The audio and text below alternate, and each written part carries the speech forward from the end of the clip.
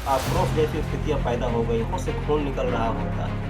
अपनी बेटी की लाश को देखने के लिए उन्हें 3 घंटों का इंतजार करना पड़ा। बेटी बचाओ और बेटी पढ़ाओ स्लोगन तथा विज्ञापन का क्या अर्थ होता है दोस्तों? कहाँ गए वो महानुभाव नेता, मंत्री और कर्मचारी जो ऐसे विज्ञापनों का प्रचार करते हैं?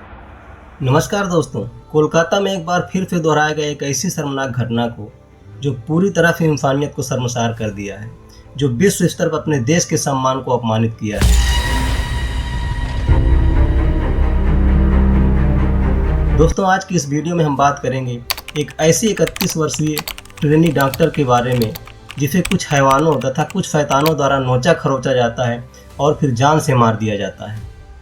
इस भगवान रूपी डॉक्टर की मर्यादा को इस तरह शर्मसार किया जाता है कि जिसे शब्दों में व्यक्त करने में शर्म आती है। दोस्तों, डॉक्टर को भगवान कहा जाता है।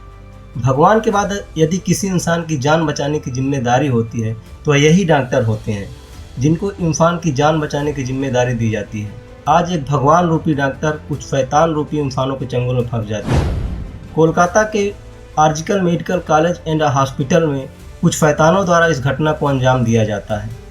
देश के प्राइवेट तथा सरकारी हॉस्पिटल के डॉक्टरों में, जूनियर स्टाफों में आक्रोश जैसी स्थितियाँ पैदा हो गई हैं। दोस्तों, आपकी जानकारी के लिए बता दें कि आर्जिकल मेडिकल कॉलेज की स्थापना 1886 में हुई थी। यह देश का सबसे पुराना मेडिकल कॉलेज है तथा कोलकाता का सबसे अच्छा मेडिकल कॉलेज है। 8 अगस्त को हर रोज की तरह ट्रेनी डॉक्टर अपनी ड्यूटी पर आती हैं। रात को ड्यूटी के दौरान वह अपने घर वालों के पास फ़ोन करती हैं, कुछ बातें करती हैं और फिर फ़ोन काट देती हैं। रात को तकरीबन 2 बजे वह खाना खाने के लिए हॉस्पिटल के अन्य 4 जूनियर स्टाफ के साथ हॉस्पिटल की तीसरी मंजिल में स्थित सेमिनार हॉल में जाते हैं।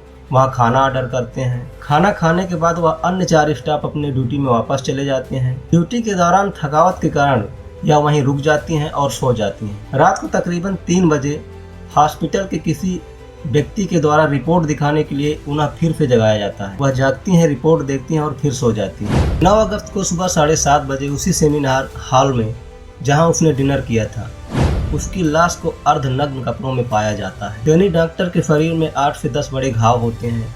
आंखों से खून निकल रहा होता है। इस निर्मम हत्या को देखकर हॉस्पिटल के सभी डॉक्टरों तथा स्टाफों का दिल दहल जाता है। दोस्तों, हॉस्पिटल के असिस्टेंट सुपरिटेंडेंट द्वारा ट्रेनी डॉक्टर के घर वालों के पास फ़ोन किया जाता है और बताया जाता है कि आप जल्दी आइए, आपकी बेटी की तबीयत बहुत खराब है। फ़ोन करने के कुछ ही समय के बाद उसी व्यक्ति के द्वारा फिर से फ़ोन किया जाता है और बताया जाता है कि आपकी बेटी ने सुसाइड अर्थात आत्महत्या कर लिया है। हॉस्पिटल पहुंचने के बाद उनके माँ बाप के साथ ऐसा व्यवहार किया जाता है।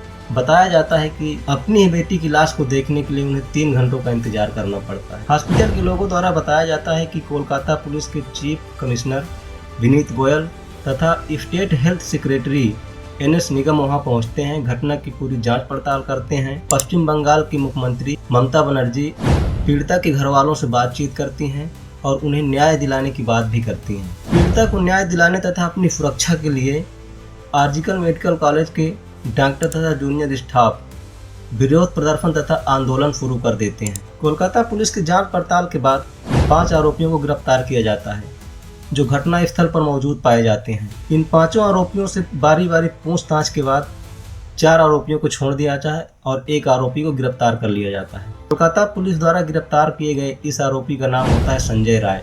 यह वही संजय राय है दोस्तों जो हॉस्पिटल के CCTV कैमरे में अन्य 4 लोगों के साथ उस घटना वाली रात को देखा जाता है।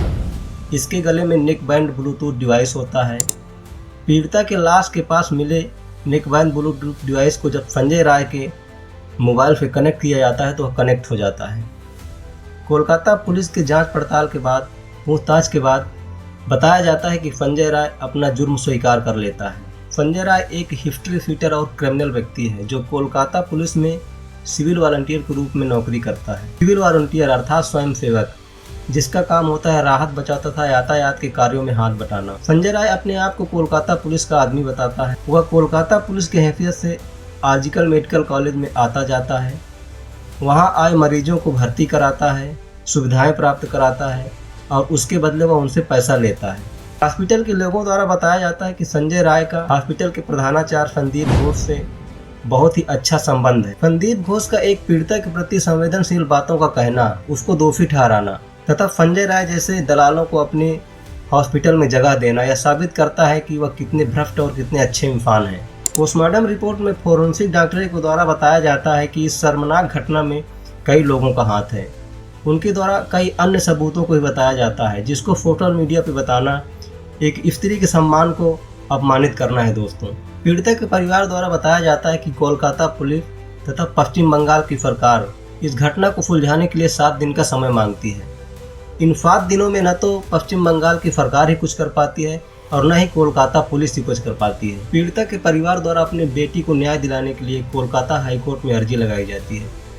पीड़िता के परिवार के लॉयर द्वारा पुलिस तथा सरकार एवं हॉस्पिटल के कुछ एविडेंस अर्थात सबूतों को 13 अगस्त को कोलकाता हाई कोर्ट में पेश किया जाता है। कोलकाता हाई कोर्ट के द्वारा इन सबूतों को जानने और परखने के बाद इस केस को सीबीआई के पास सौंप दिया जाता है। बेटी बचाओ और बेटी पढ़ाओ स्लोगन तथा विज्ञापन का क्या अर्थ होता है दोस्तों? क्या यही अर्थ होता है कि बेटियों को पढ़ाया जाए और फिर समाज में फैले संजय राय जैसे दरिंदों द्वारा उनकी इज्जत उतारी जाए और फिर उनको जान से मार दिया जाए? कहाँ गए वो महानुभाव नेता, मंत्री और कर्मचारी जो ऐसे विज्ञापनों का प्रचार करते हैं? आज सबकी आंखें शर्म से झुकी हुई हैं।